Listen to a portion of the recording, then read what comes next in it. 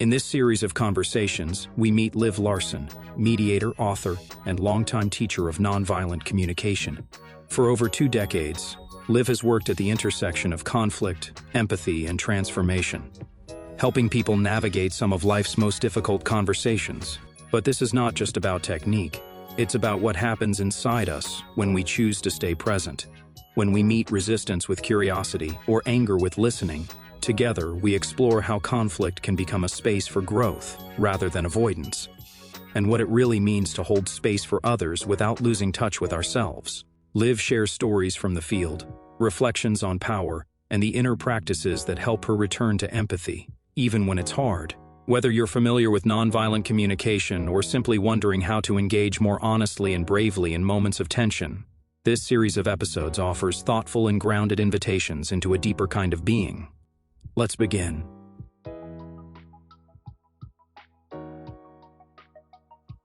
It's a really hot Swedish summer evening, so you're sitting outside, Liv. Yes, I am, and I think there might be some birds and some beautiful sounds of nature, but I think it's not going to disturb us.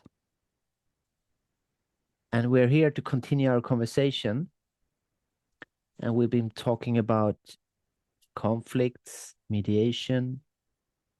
We talked about shame, what it takes, why it's difficult. And I've been thinking, you've been teaching nonviolent communication for almost 30 years. And you've written a book. You've written many books, but the one I'm thinking of now is Cracking the Communication Code. Mm-hmm. Nonviolent Communication by 42 Key Differentiations, together with Katarina Hoffman. Yeah. And I'm curious, like, why did you write that book? Like, why all of these key differentiations? Like, what was the driving force? What did you want to learn, or what did you want to formulate with that book? Well, when I was first learning nonviolent communication, trying to find out what can help me express myself and listen to others, the concept of key differentiations was kind of I sometimes I call it grammar, like something to hold on to help me find words and find compassion, find intention through that concept. So my hope was, of course, that writing a book about it would help others also in being in that process. Maybe the first key differentiation I remember have kind of that I got curious about. It's not in the book, but I think you can agree that being right, you can either be right or you can be happy. You can't have both. Yeah, I'm not sure I would call that a key differentiation, though. I would call that more of an assumption, because key differentiations for me are something where we have two things from the same category. That's why we compare these two. So how is not you can be right or you can be happy? What do you mean it's not the same categories? Well, maybe it is, but if it's an idea that you can either be right or you can be happy, I would guess that you can actually be right and happy, and you can be wrong and happy or unhappy. That's why I'm saying it might not, for me, would not so easily fall into a key differentiation distinction. So maybe that was just good advice that I kind of got curious about. Yeah, I think so. Well, Yeah. I mean, it all depends on what we call what, but Mm-hmm. So So it seems like understanding key differentiation might be tricky.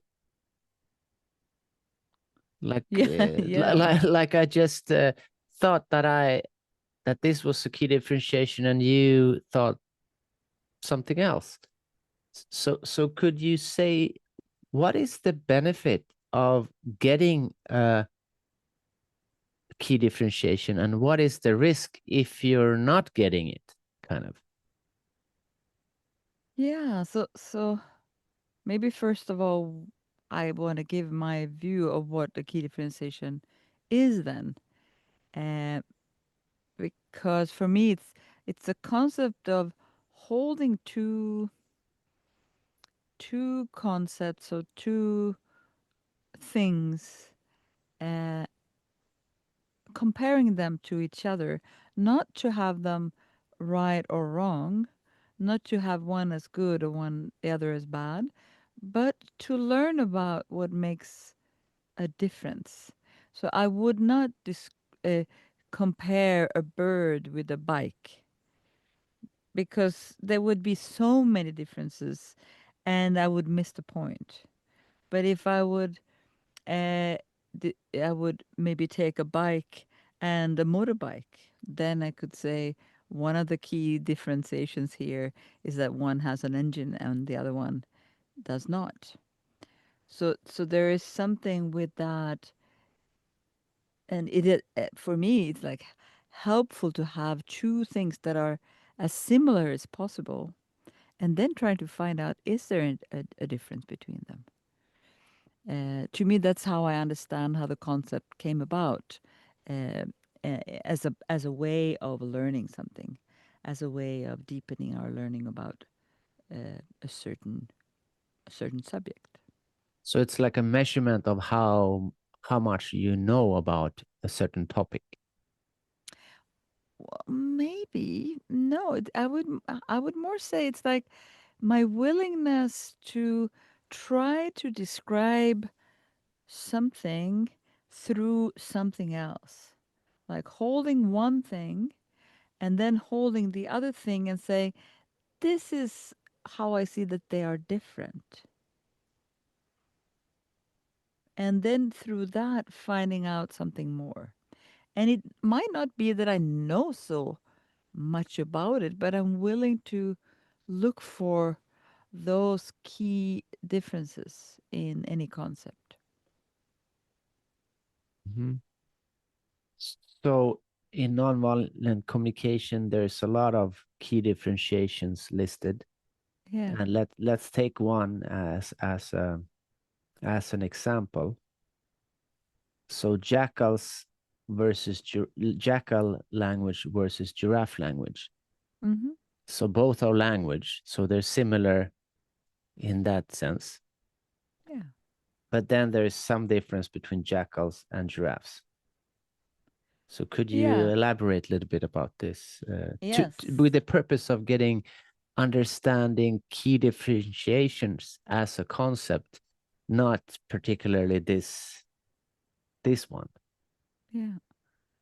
So so the what some of the differences between what we call jackal language, because first of all, jackals and giraffes are symbols for that were used in nonviolent communication to help us distinguish where we want to go for, what kind of communication we would like to go for. And so one of the difference would be that in jackal language we would try to communicate in a way that proves who is right and who is wrong. And with giraffe language or nonviolent communication, our focus would be more on connecting people.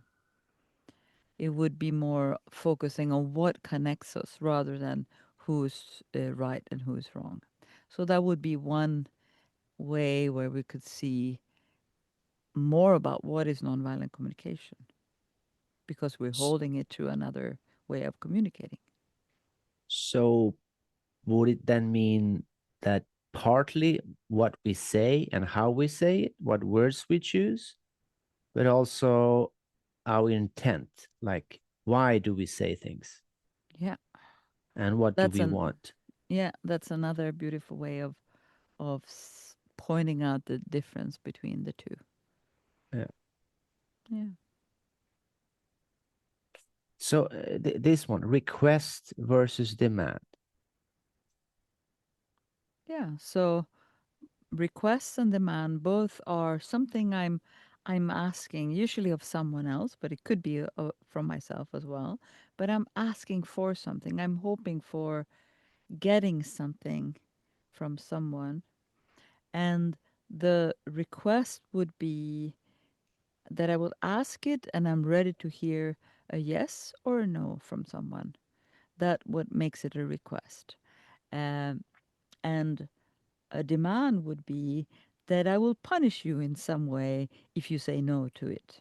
I ask you for something, and then I'm gonna add that I'm gonna make you regret a no if you don't want to do it for me. So again, it's about not only how I say things, but my intent.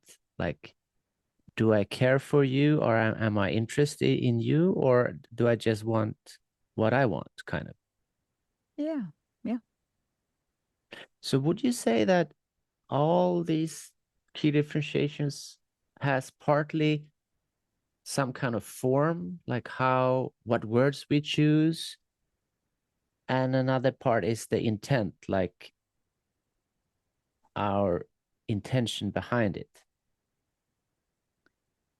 Yeah, that could be one way of differentiating them. And at the same time, many of us use jackal language quite, um, we're quite unaware of it. It's like habitual in a way that we don't even know what our intentions are in the moment when we ask it. So, but on a more theoretical way, we could say that that's the difference. Would you say that the key differentiations, they have two parts? One is about form, like using specific kind of language and specific kind of words, and the other part is more subtle. It's more about our intent. And if we kind of only do one of them, if we focus only on to say kind of the right words, but we forget about the intent, then that would become something else. Yes and no. I would say that, when sometimes just because we show that we're willing to say things in a different way, uh, even if we haven't really become super aware or clear about our intention behind changing our words, changing into a form, it might still have a huge impact on the other. So sometimes we get lost in thinking that we can actually know exactly what someone's intention is. And very seldom we can pinpoint it down to one thing. But of course, in theory, we can. So it's a tricky one, but certainly we can get lost. And I think everyone that learns nonviolent communication, in some period in the learning process, we get stuck in the form, believing that if I just stick to a format of expressing myself, then everything will be fine. And we will soon see that that's not how easy it is. That if we just change exactly how we say things, then relationships shift like 100% into perfect connecting relationships. But then there's usually another place too, where we have gone so deeply into the format, into trying to be good at speaking in a certain way, that we fall back into the other direction, and we say, well, I hate the form. I'm not going to use the format at all. We don't need it. Who needs that? It's all about intention. It's all about connecting. And then we kind of lose something with that. So it's like most things in life, the middle way, Yeah, holding both form and intent. yeah, exactly. So, having the experience that you have been teaching nonviolent communication for so long, what would you say are like the challenges related to key differentiations? Like either which one or in more in general terms? Well, one thing is that it's very easy because of how we are shaped and how we learn things is to have the concept of right and wrong being mixed into key differentiation, meaning one is right and one is wrong. And when we do that, we limit the possibilities. Because if we just say, well, this is the right one, and then we just throw the other one out and we go for the right one. And we miss the challenge of seeing what happens when I contemplate or think about that little difference, and find those nuances, and not like just doing it right, but having nuances in how I communicate. So that I think that that's by far the biggest challenge, to really find that it's not about right and wrong. It's about comparing two things in order to uh, have more clarity. It's like comparing two road choices. I'm going to Stockholm and I'm comparing two choices of roads. And well, this one leads me through more beauty, more beautiful landscapes, and this goes faster. And so, which one do I want to take and why? So it's the similar kind of missing out on it if we go only for what we think is right and we think there's a wrong one So, of the so, so let's make an part. example then. So the difference feelings versus thoughts. Hmm.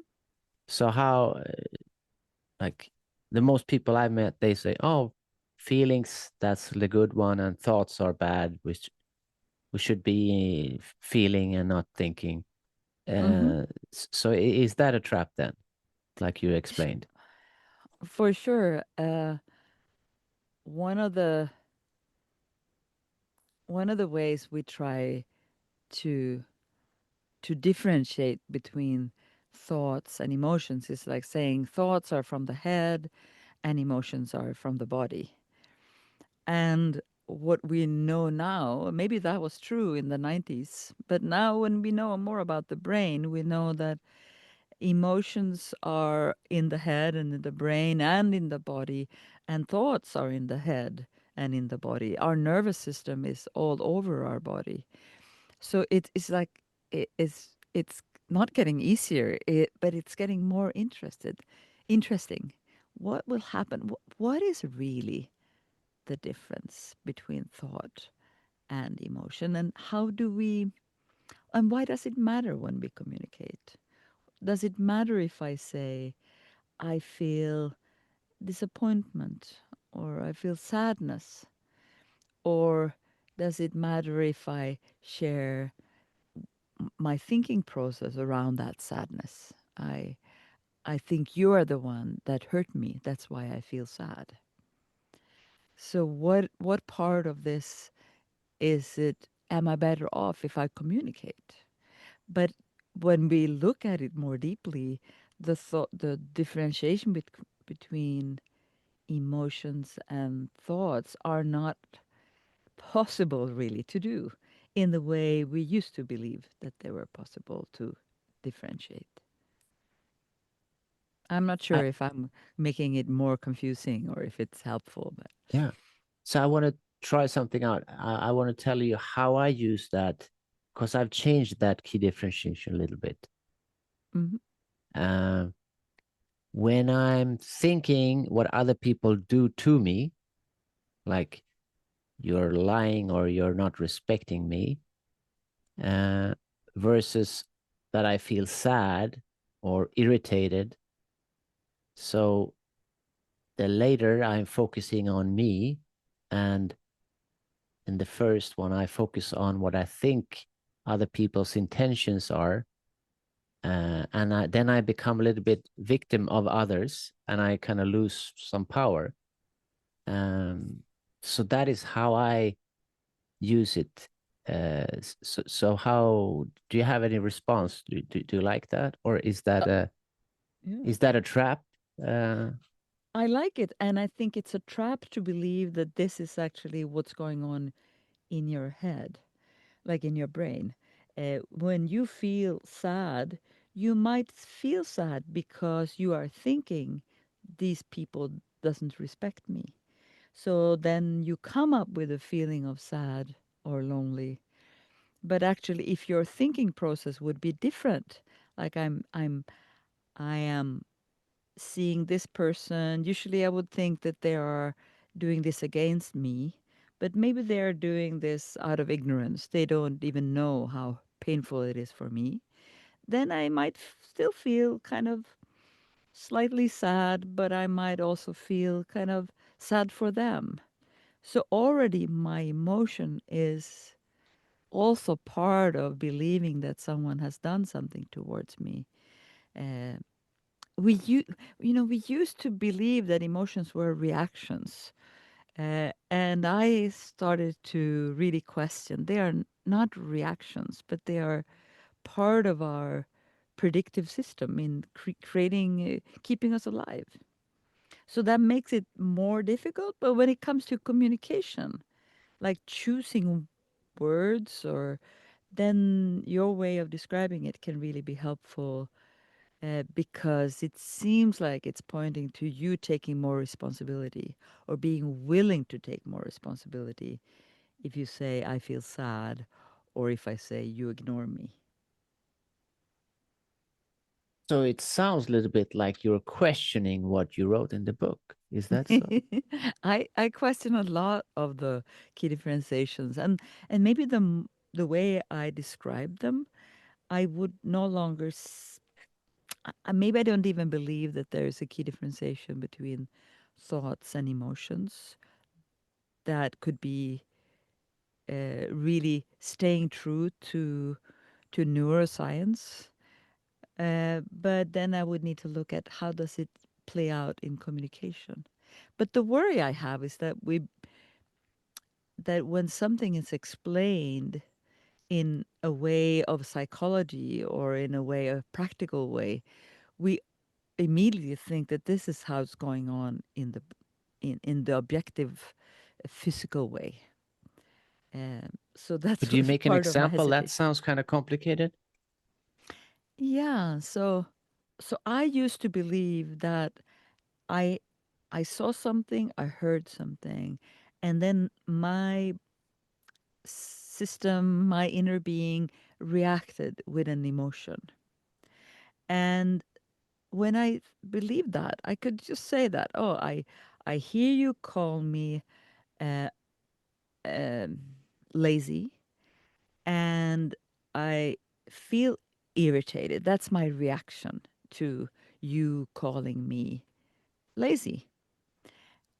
And with that kind of description, it sounds like I believe that this is how feelings or emotions are happening to us or happening in us. And so if I describe it that way in order for me to describe nonviolent communication, I might plant a seed in a person that they believe that emotions are indeed reactions, not a mix of past experiences, thoughts, our body, how our bodies are doing at the moment, how our energy level is. Um, so that's my worry, that the way I describe things in order to help people find communication in a better way, that they believe that this is objective truth. Is that any more clear, or was that more more Let me complicated? check. So if we believe, consciously or not, that our feelings are reactions to events, external events, like what Mm. other people do, then we immediately kind of automatically become victims of circumstances. And you would like people to learn nonviolent communication so they could have more, be more self-reliant and more independent and have more of a choice moment by moment than just being victim of what is going on. Is that? I am more worried that my or our words of describing how to communicate, like how ideas on how to communicate, and for example differentiating between thoughts and emotions, that we can actually do that in real life, that this is doable, and that they believe that we planned an old idea about the brain and about how we function in the world, and that we don't stay updated to the newest research. That's my biggest worry. So it's like And a pitfall, you mean? Like if you believe it and go for it, you might stumble and fall, kind of. yes, and people might then read something or hear something and they realize, no, those nonviolent communication people, they're kind of still living in the explanation of how the brain works that is back in the 90s, where we had some research, and now we have more updated research in different ways. Mm-hmm. And then they will throw the whole system of nonviolent communication out because it seems outdated. And I believe it's worth keeping. I mean, I highly uh, recommend for people to look into what nonviolent communication can do with our lives. So I don't want people to just get to dismiss it because it's not staying alert with what's with the time we're living in now. So it's like with the phones, the smartphones we have, you want people to download the latest version so it's working as smooth as possible. Yeah, and even more. I heard something on the radio some month back, and it was, um, when I learned driving a car, I was, what is it called? 10 past, what Two, is the 10 like past 2? how you put your hands, you mean? How you put your hands on the wheel, like as according to a clock, 10 past 2. And that was supposed to be the safest way to drive. 10 to And 2, it means, right? 10 to 2, yes, otherwise it would be it would be very strange. But Yeah. then when we have airbags, it is shown that this is a very dangerous way of holding our hands on the steering wheel, because if we then crash, the airbag would then make us, for example, if we have a watch, we will lose our teeth because we will hit ourselves in the mouth. So nowadays, driving with our hands lower down is more safe, and it's not because it was bad before, but because now we need to adjust what we have now.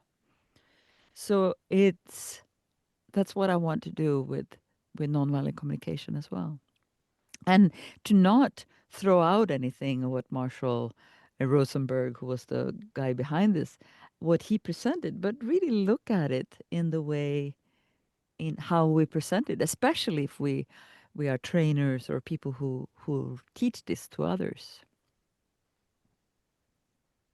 But it's a little bit different. Like the technology of a steering wheel has changed. Yeah. But you mean because research is more precise and we have tools to measure things, so we have the knowledge needs to be updated because Yeah. we don't have new brains No, from the that's true. 90s. No. But it's like the same when I went to a pre-nurse school studying. I learned about This our was in the senses. 1800s or And no, it was in the 80s. And we learned about the eyes and the ears, and we learned about our senses, and we learned about our brain. And more or less, we learned still that the eyes would look at something, take an almost perfect picture, and sending it upside down. That's how the sight would work, and sending that more or less to the brain. And then the brain would make an assessment and think about what it was and so on to know what to do with it. Now we know that the eyes, when it looks at something, it can take in as little as 15 to 20% of what's going on in there before the brain has a full 100% picture of what we're looking at, because the brain fills in the blanks. The brain fills in the the unsorted information and helps create meaning. We are a meaning making machine. Our brains want to create meaning, so it creates a picture even before the eyes has seen it all. So, So is for this me that is similar to the steering wheel and the air bags. so this is why sometimes I I read something and I think I understand, but my brain has already kind of created meaning of it. So I might end up late to a meeting or the wrong date or the wrong address because I assume things, especially when I'm stressed. It goes so fast. Yeah, yeah. Yeah, we Cool. add things because it is so much and less energy consuming to do it this way. So our brains are really smart, but that makes it a little bit complicated when we have key differentiations like the difference between judgments and observations. When observations are already based on judgments from the brain, not judgment like moral judgment, right or wrong, or good and bad, but more judgments, assessments of what is it that we see. It's dangerous or it's safe or so on. Hmm. So it's not only that it's kind of hard to learn the difference between the all the key differentiations, but it's also to be aware of how we kind of hold, how we interpret that, so it doesn't become this is right and that this is good and that is bad. But it's like it's the difference we want to know, because in the difference I'm guessing we can find more choice because we have more nuances. It's like Yeah. knowing the difference between salt and sugar. They all look the same. Mm. It's white powder, but tastes It's a very different. spice. Yeah. Yeah. Yeah. Yeah. Yeah. Yeah, and we can be more loose about it. We're not ready to start a war on who is right and wrong about a key differentiation, but we're ready to really look at it together with all we know and all we've experienced, and then see, is there some path where there's that is more informed, more compassionate, more loving than the ones we've walked on before. Hmm. So then I have another key differentiation that I want to check with you if this is a key differentiation. Seeing versus being seen. Mm-hmm. It's the same category, seen, Mm-hmm. but if I'm wanting to be seen, like is the intent again, right? I'm not sure. So what would you get? What is your hope to get out of comparing these two?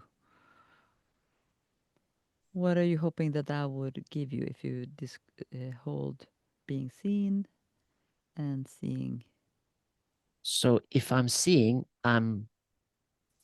it could be I'm listening to you, or I'm seeing you. But if I mix that with I want to be seen, if I don't know the difference, then it can be kind of confusing being around me, I would say.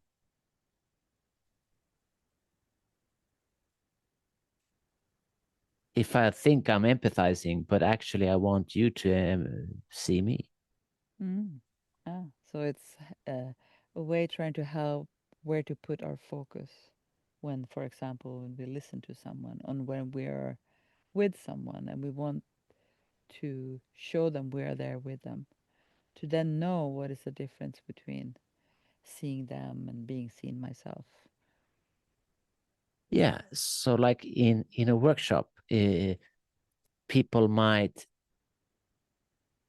tell a story, or they might give advice to someone else. So then I would guess that they want to be seen, that they are capable, or that they have clarity, because they don't check if the other person wants their advice. So that kind of clarity. Mm-hmm. All right.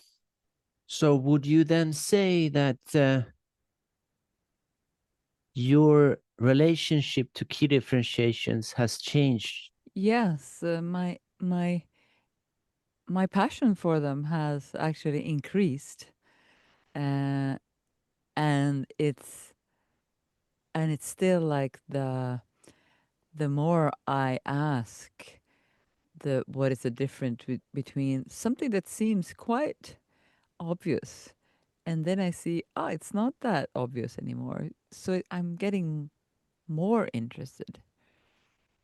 And like one of the things that I find very helpful is when it comes to empathy and empathic listening is the key differentiation between hearing someone, focusing, uh, empathizing with someone with a focus on process, and empathizing, listening to someone with a focus of content. And when I teach nonviolent communication and I can point that out to someone, that instead of listening to exactly what someone is saying and having them listen for why the person is saying that, how come, what are they longing for when they say that? That's when key differentiations are at their best, when in the moment they can change and deepen the possibility to listen to each other.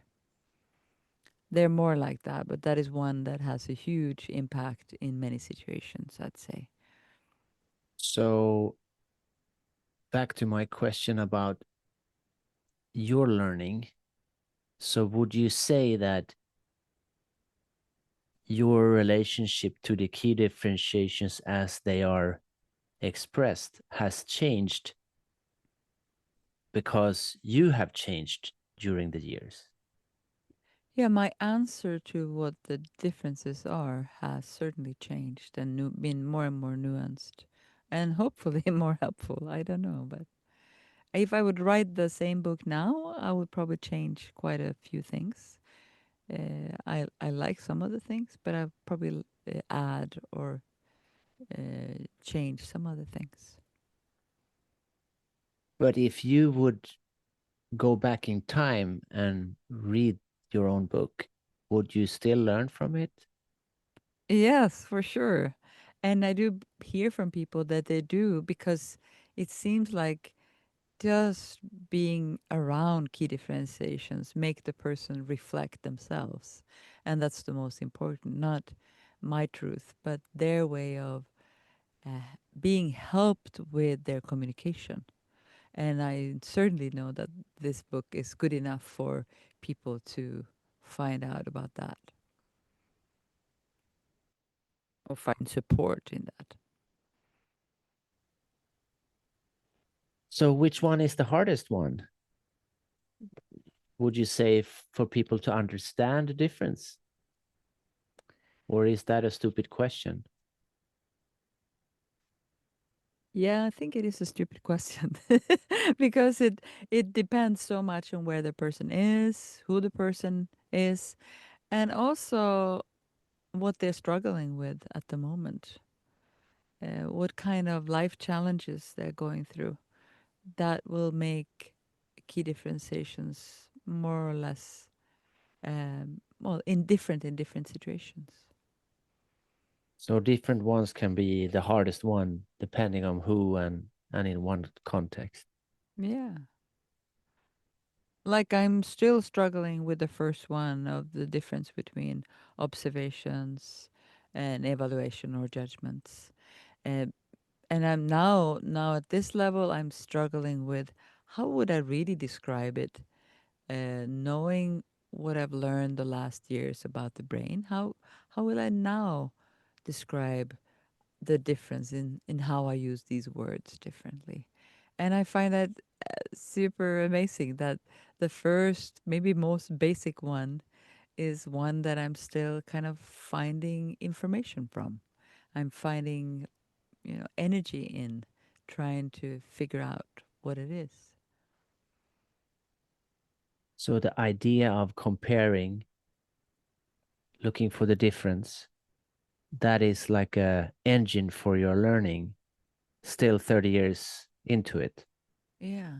Especially when I can take a breath and compare from the space that is after right or wrong categorization.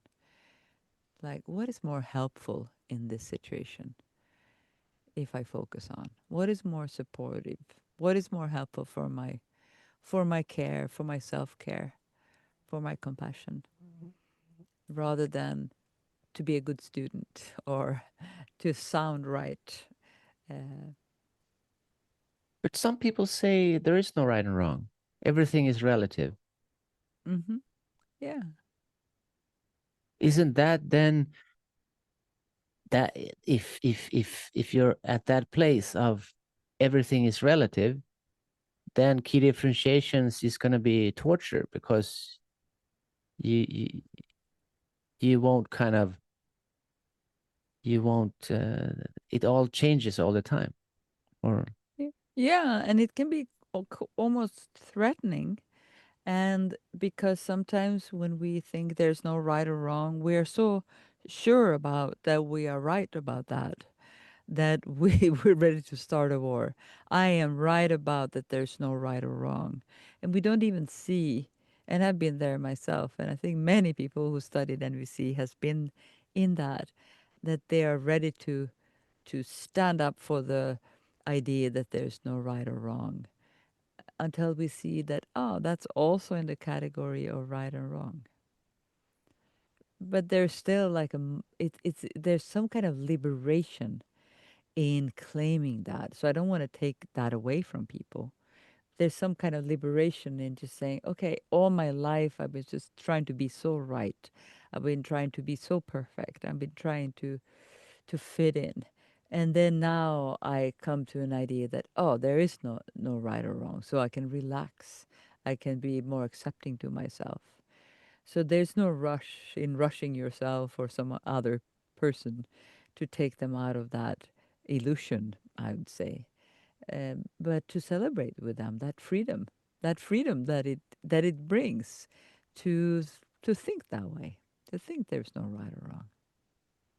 so most students of nonviolent communication comes sooner or later to start to question the right and wrong and sometimes wanting to get rid of it and sometimes just questioning it, seeing like, do I want to buy into this, or Yeah. where does this right and where does this wrong come from, and how do we want to hold it?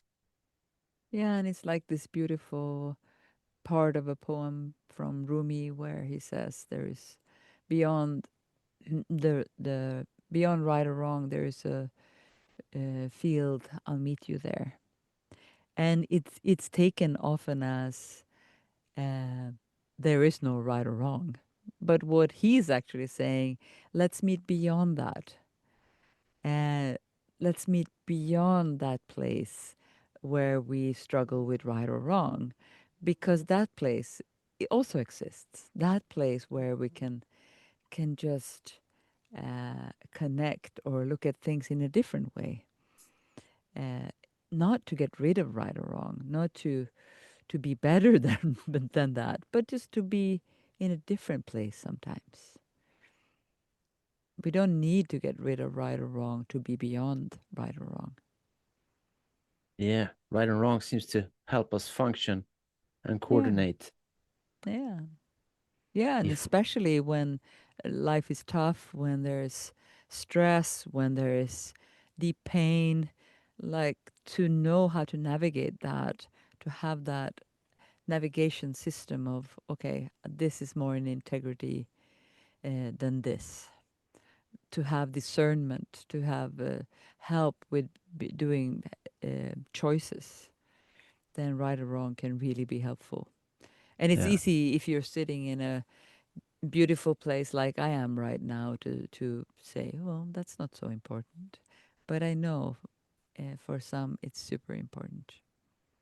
Yeah. Yeah. Yeah. We all have preferences. So Yeah. they are kind of right and wrong. I like apples more than pears. Hmm. Yeah. All right. This was kind of interesting. Hmm. Thank you, Liv. Um, I I don't would know like where. us I would like us to talk about empathy. I realize more not today, but maybe continue some of the key differentiations around empathy and empathic listening. Um, it's like I notice myself holding back a bit to talk about that as we wanted to name key differentiations. But that's So something maybe I like to do. that is a future conversation then. Yeah, maybe. Yeah. All right. So if you have stumbled upon this conversation, we suggest you start from the beginning. They all kind of connect. That is at least the purpose, and we're not sure, or I'm not sure where to go from here for the next one, but we'll figure it out. And let's not say goodbye, but see you next time. Hmm. Yeah, see you next time.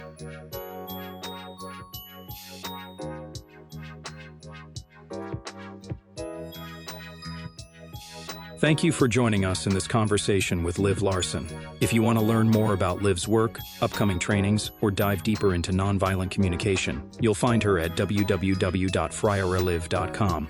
You'll find links to Liv's books mentioned in this episode in the show notes, along with more information about our international mediation program and the Reimagine Communication program, perfect if you're looking to deepen your practice in mediation and integrate nonviolent communication more fully into your life.